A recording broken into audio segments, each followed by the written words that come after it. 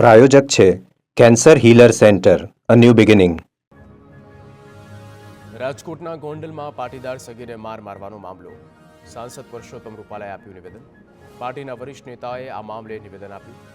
રાજ્ય સરકાર દ્વારા જરૂરી કાર્યવાહી થઈ ચૂકી છે. કાયદો કાયદાનું કામ કરશે. સામાજિક સૌહાર્દને નુકસાન ન થાય તેનું ધ્યાન રાખો.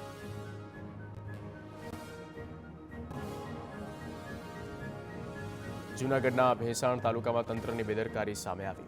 ખજૂરી હડમતિયા ગામની પ્રાથમિક શાળાના બાંધકામમાં ગેરરીતિ.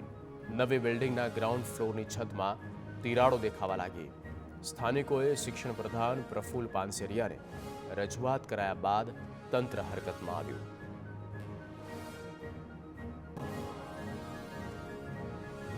શિક્ષણ પ્રધાન પ્રફુલ પાનસેરિયાએ જવાબદાર અધિકારીઓને સૂચના આપી છે. ગણતરીના કલાકોમાં જ અધિકારીઓએ શાળાએ પહોંચીને નિરીક્ષણ કર્યું. બાંધકામની ગુણવત્તામાં અસંતોષ જણાતા સ્લેબ તોડી નવો બનાવવાનો આદેશ. નબળી ગુણવત્તાનું કામ ગ્રામજનોના ધ્યાને આવતા જવાબદાર અધિકારીઓ સામે સવાલ.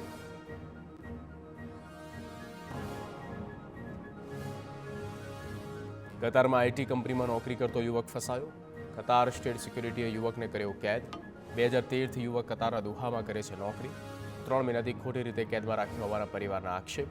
કતાર પોલીસે કેસ દાખલ કર્યા સિવાય કેદમાં રાખ્યો હોવાના આરોપ.